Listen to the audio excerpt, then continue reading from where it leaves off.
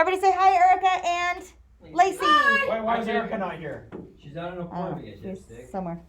So 6-4, central limit theorem. Yeah, I'm supposed to know The best way that I can explain this to you is by looking at example 2, okay? And talking about, so flip to example 2, I'll talk about what types of problems that we're dealing with in this section, and then we'll go back and talk about how the logistics of that break down, okay? So, example 2, we have an elevator in the car rental building at San Francisco International Airport, and it has a placard stating that the maximum capacity is 4,000 pounds, which is 27 passengers. Okay? You guys gotta listen. 4,000 pounds or 27 passengers, which breaks down to 148 pounds apiece. Okay? If these are children, like young children, that's not a problem, right? I could hold 27 people. But if we pack this elevator with 27 full-grown men, what's the chances of us going over the 4,000 pounds? Quite high, right? So if we throw some children in there, it's going to even it out. But if these are all full-grown men, how many men do you know that are under 148 pounds? Not a lot. Not a lot, right? Full-grown men under 148, not likely, okay? So we want to know the chances of this thing like going over the 4,000 pounds, okay? This converts to a mean passenger weight of 148. We just said that. We will assume a worst case scenario in which this elevator is filled with 27 adult males. Okay, based on the data, assume that adult males have a mean of 189 and a standard deviation of 39. Okay, I'm going to write that down. The mean of any one adult male is 189 pounds with a standard deviation of 39. So if I stick all of my 27 people, if I stick adult males in there, any one of them weighs an average of 189 pounds. The chances of them going over 4,000 pounds is going to be really likely to happen, okay? So what we're talking about in this section is not just choosing any one person being over 189 pounds, etc.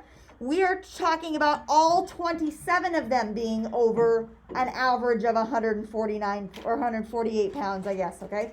So instead of looking at one, we're looking at a whole group. We're looking at the central limit theorem, okay? So go back to the front side, and they're talking about earthquake depths. So if we look at the original data for earthquake depths, what? We're going to answer that question, but I'm going to flip back and talk to you about this stuff first, okay? We're going back and forth. So earthquake data.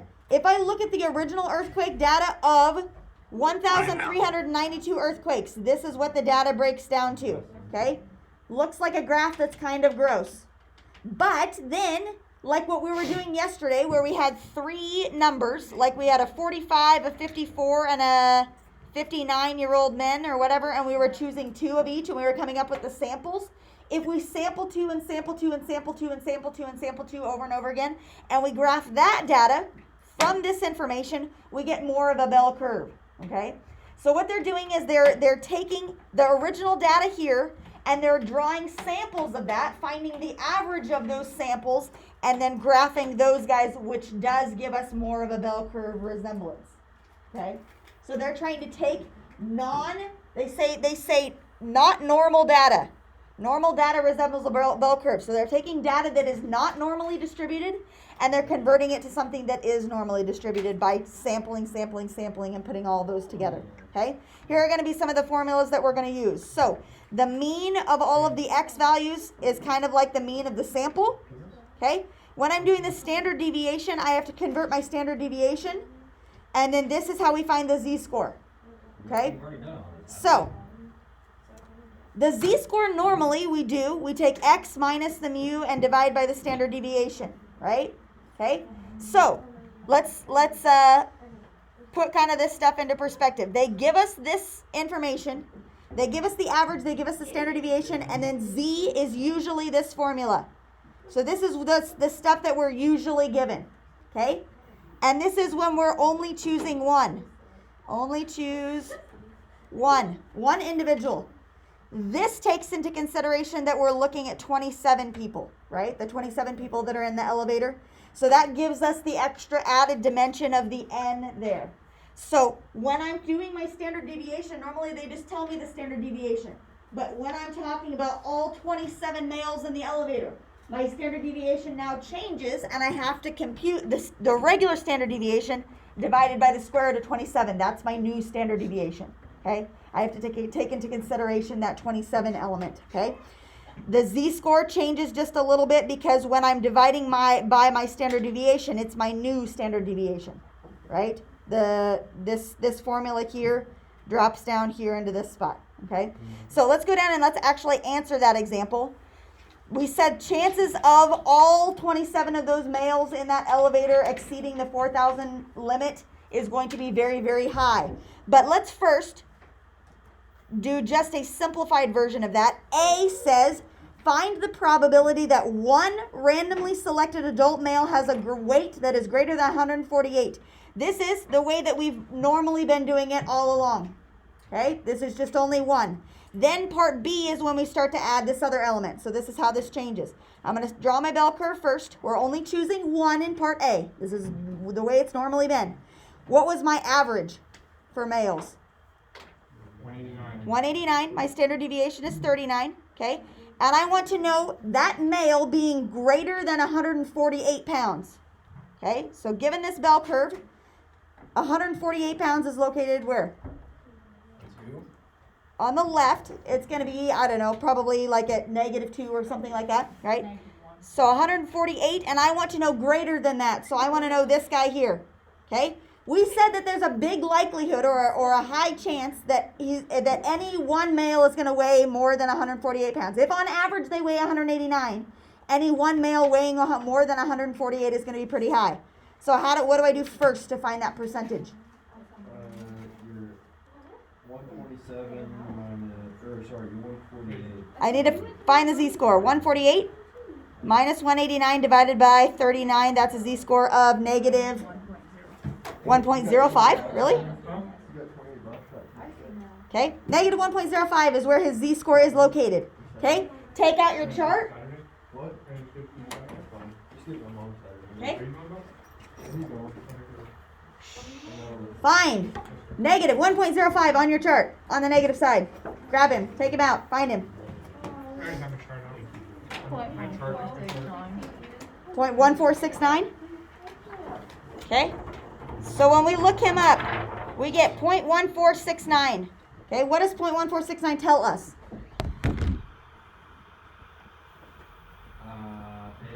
14.69% chance that they're less. That they're less than 148 pounds, right? 14.69%. But what's the chances of a male being more than 148 pounds? 100 minus that. 100 minus that. So 85.31. 85.31, yeah.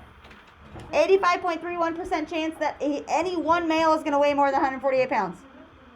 I think that should probably be higher, but maybe you have some skinny ones. I don't know. Adult males? I don't know hardly any adult males that are less than 148 pounds, but they say there's 14%. My husband weighs like 165. Still pretty light. Still pretty light. Yeah, he's pretty light. So 148 is really light. Okay? All right. Now, part B is going to be the new stuff. So this stuff is what we've been doing before. You got to listen. A was what we were doing before. B is now taking into consideration, okay, if I have an elevator full of people, what are the chances of them exceeding the 4,000 pound limit? That's what we're doing in part B. Okay? So B, the 27 is my N. And I want to know exceeding 148 pounds. Okay, so we're going to do this the same. My bell curve is going to look exactly the same. 148, except my z-score is going to be calculated a little bit differently. Okay, and my standard deviation is calculated a little differently.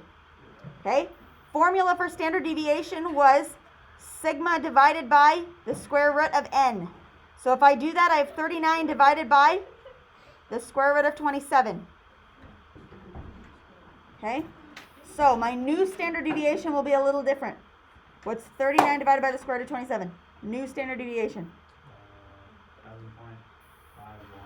7.51. Okay. All right. Now I need to find the z-score. Okay, z-score is still x minus mu divided by the standard deviation, but now my standard deviation is this guy right here. Okay, does that make sense? My new standard deviation. So the way that the formula is written up here really is the same thing as what we've been doing before, except we're just dividing by the new standard deviation. Okay, so I want to do 148 minus 189, and we're dividing by 7.51 this time. Holy cow. I don't know, when they get it done. Not till next week. Somebody get that number for me? Negative 5.46. Holy cow. Negative 5.46. This is the z-score. Okay? So, on the negative side, find negative 5.46. 0.999. So really, to the left is 0.0001, right? Okay? So, what are my chances? Find the probability that a sample of 27 randomly selected adult males has a mean weight that is greater than 148. 99.99% chance of that happening. We said it was going to be really high. If any one male on average weighs 189, the chances of all of them averaging out to be less than 148? Are you kidding me? That's not going to happen. 99.99% chance of that happening, right? Okay? If I'm only looking at one male, there might be a little bit more of a chance, but all of them average together, not a chance. Not a chance. Okay? Does that make sense? Yes. So we're doing exactly the same thing as we did before, except we're adding the new dimension in there of sampling 27 instead of just looking at one. Okay?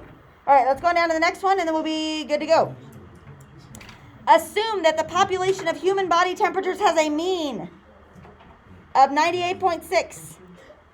And assume that the standard deviation is 0.62.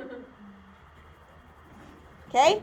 If a sample size of 106 is selected, that's my n, find the probability of getting a mean that is 98.2 or lower. Okay, so let's draw this out on the bell curve. I don't know, maybe they have it drawn. We're going to draw it ourselves. 98.6, and I want 98.2 or lower. So I want to know this area right here. Okay, so listen to this. Any one person has an average of 98.6. And if I am grabbing 106 people and taking their temperature, what's the chances that all of them have an average that's lower than 98.2? Depends on the person.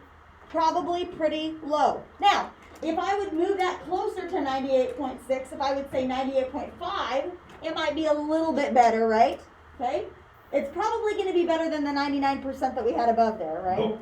But it's still not going to be very, very good, right? 98.2 or lower, if any one person has an average of 98.6, all of them having less than 98.2 is going to be really, really low. So let's figure this out. We need to first find the z-score for 98.6, but before we do that, let's convert and find our new standard deviation. Standard deviation is this guy divided by the square root of n. So our new standard deviation, 0.62 divided by the square root of 100, or 106, sorry. 0.060. 0.060. Yep. Okay. So now our z-score, what numbers do you plop in for the z-score? 98.2. 98.2 98.6. minus 98.6 divided by 106. 0.060 or whatever. Okay. And New you get z-score. Negative 6.64. Woo, it's even worse. So we just put 0 plus for this one because it's like not going to happen. Negative 6.64. So technically it's still 0.0001. But it's not. So, If the negative 5 was that, there's no way negative 6. but anything less than negative 3.5 is so minute anyway. You just, Yeah. You just slap 0 plus 0 or 0 plus. So it's 0+% basically. So really, if you want to write out the correct decimal, technically this is 0.01% chance of having all of them, all 106 people average out to be less than 98.2 is 0.01. Why don't we have to subtract on this one? Like we did up here. This was 99.99. We want to know less than 98.2, not greater than, right? Like we did up above there, okay? So is this making sense? Just ever so slightly different because you are sampling more than one person at a time. If you're doing one person, you just do it like normal. But now that we have more than one, like 27 people or 106 people, you have to just do a new z-score and a new standard deviation. That's all. That's it. That's it. 6-4. I have this worksheet for you, and it's only one-sided, so you're good to go. Hey.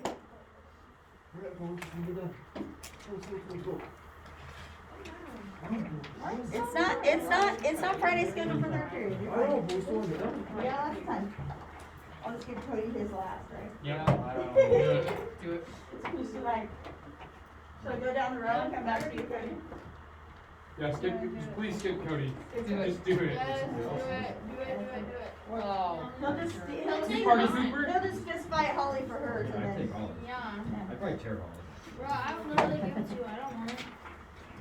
Rip and tear. it. Shut up, kid. Kid, is that what you do or what?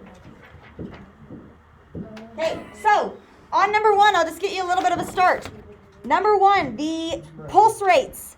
The average pulse rate for a woman, are we talking about females? Females. Average pulse rate is 74. They give it to you up here. What's the standard deviation? 12.5. Okay. Part A says if one adult female is randomly selected, how do we do that?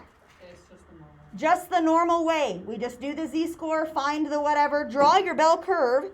One female is randomly selected, 74 is the average. We want to know less than 78. 78's on this side. I want to know less than 78. Okay? That number should be bigger than 50%, right? Okay? So figure out what that is just the normal way. Part B, we're doing 4 females, and we want to know that being less than 78. Okay? All right? So, changes it just a little bit. All right? There you go, how to start.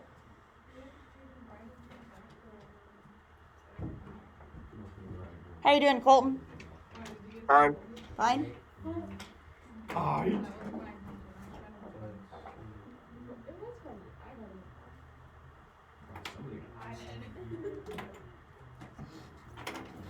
It's kind of what you're this for the timer.